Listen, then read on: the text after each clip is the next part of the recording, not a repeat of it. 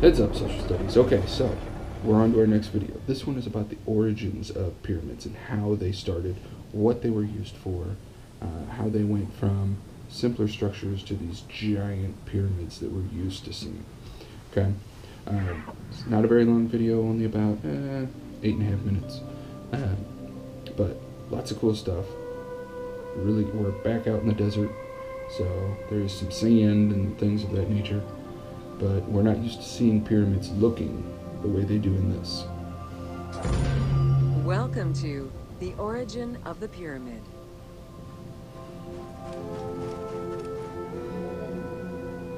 The origin of the word pyramid is controversial.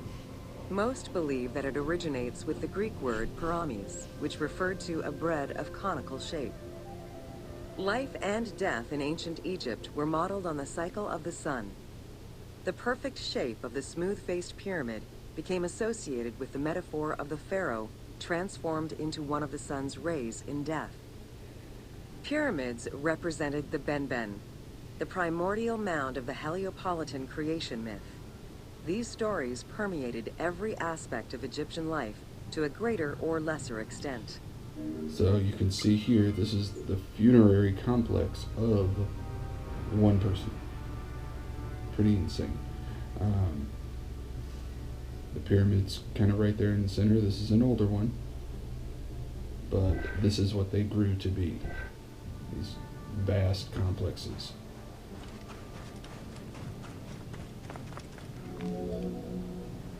During the pre-dynastic period, the development of funerary practices was different, depending on whether one was located in Lower Egypt or Upper Egypt. Well before the pyramid, there was the burial pits. It is on the site of Merimde Beni Salameh in Lower Egypt that we find the oldest funerary site, dating back to 5000 BCE. Study of the tombs revealed that the bodies of the deceased were deposited in a shallow grave, in a fetal position. Though a few objects were recovered from these graves, they offered no insight as to the social class of those interred within. So 7,000 years ago is when the mummification process kind of started. Now, the dryness of the desert, the sand, just lack of moisture helped preserve this. Egyptians basically found out, whoa, this happens naturally. Let's help it along. So that's how these burial pits became vast places. In Upper Egypt, pre-dynastic practices are easier to study, but reveal more complex funerary rites. They are divided into two cultural phases, Badarian and Nagada. The Badarian phase ranged from 4400 BCE to 3800 BCE. Small necropolises were discovered on the outskirts of villages, revealing the emergence of a funerary cult. The bodies of the deceased were lowered into an oval grave and covered with goat or gazelle skins. Items needed in everyday life were added alongside the body. So yes, this picture's gross, but this is what the first burial, like formal burial things were. They would be buried like this, covered with skins, have some things around them, and then it just grew and grew and grew and grew. And we're going to see that.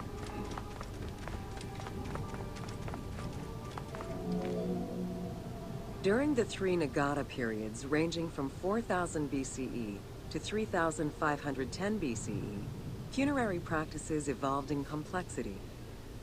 The shape of tombs changed from oval to rectangular, mimicking the homes of the living.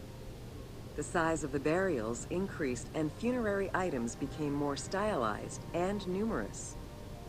Tombs gained complexity, with masonry, wooden veneers, or raw bricks added to strengthen the structures. In time, socially stratified necropolises emerged. For example, in Hierakonpolis, the elite and commoners had separate necropolises. Just like today, it's sad to say this, the more money you have, the better your burial can look. The bigger monument you can have. Well, as we'll see in this video, pharaohs wanted to be better and have a bigger burial site than the last one.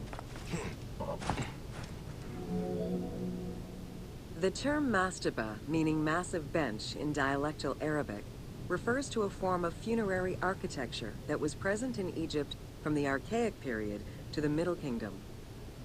An evolution of the burial pit, mastabas were generally composed of two parts. A structure was built above the ground in the form of a massive rectangle with stepped walls, and a subterranean burial chamber was located underneath. Smaller mastabas often surrounded the much larger tomb of the king. These generally held the remains of the king's relatives and courtiers. So this was the beginnings of the pyramid, this mastaba. You can see by this picture, it has the burial pit down below, and then a tall shaft that leads to the surface, and then this rectangular beginnings of a pyramid, if you look at it, shape.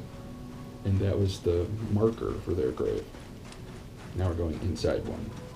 Kind of cool.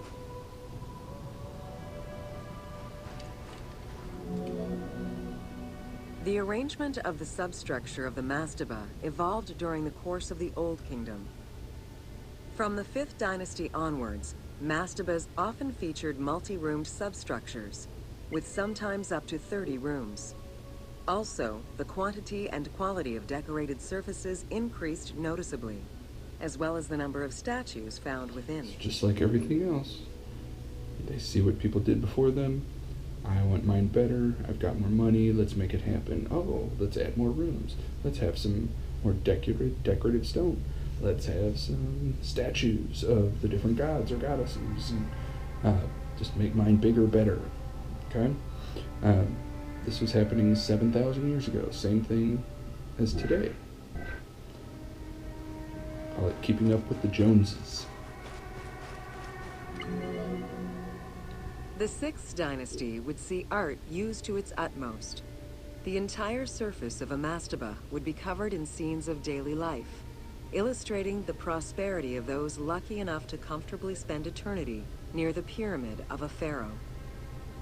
The best example of this type of mastaba is the tomb of Meroruka in Saqqara. So we see people want to be associated with the best, so of course they have to spend their money. Their families have to spend their money, and then they decorated with what went on in their daily life. So it just got crazier and crazier. It was all just a competition. And that's the end of that tour, guys. So this was really just the origins, how pyramids started. You can see how things started off with just a hole in the ground. Well, then it became a specific shape. Then it became a rectangle with some bricks on top.